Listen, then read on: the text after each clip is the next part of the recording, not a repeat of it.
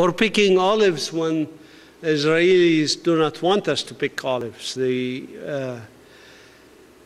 For example, in this area, Beit Umar, the settlement has taken half the land of Beit Umar. The other part of the land remains with some olives, but Israeli settlements being what they are, they have to have a security buffer zone, which is like 100 to 200 meters away, 300 yards or so, that are away from the settlements.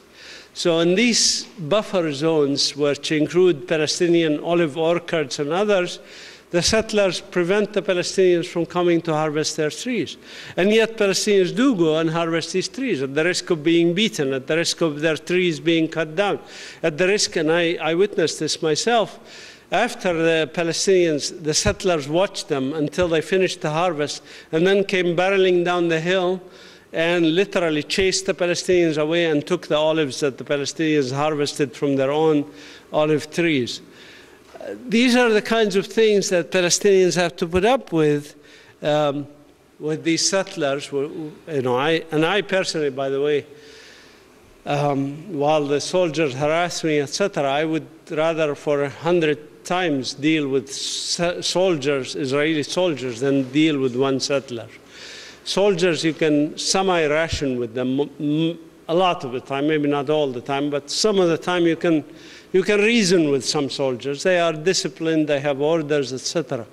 But these settlers, like this one here, I mean, I admire this woman talking to the settler who's carrying a gun, who at any point could shoot her with impunity, you know, and say, well, she threatened me, or she picked a stone at me. It doesn't matter, you know, the Israeli judge is not going to believe a dead Palestinian woman over an Israeli citizen who is, you know, obviously there because this land was given to him by God. Or this shepherd woman, for example, who goes to her field against the wishes of the soldiers and the settlers in this area. And she continued to do this even when the settlers went to the extreme of putting poison pellets, which you see on the left side, for her sheep, so that her sheep will eat these poisoned, soaked in rat poison, so that the sheep will die, and she would have no more reason to come to this land that they covet. But this is a form of nonviolent resistance, continuing to go to your land.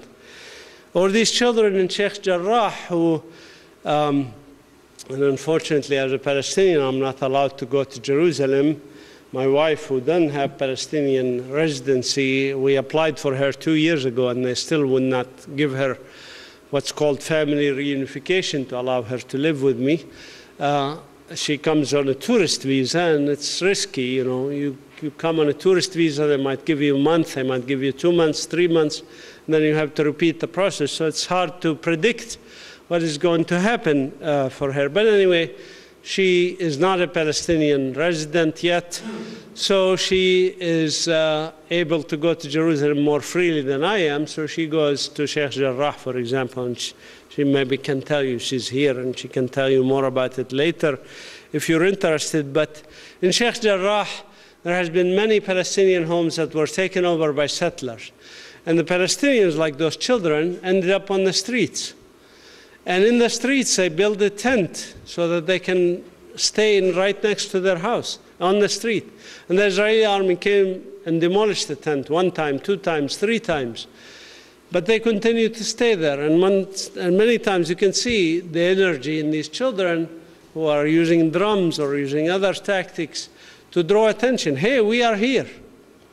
We have no place to go. We want our house back.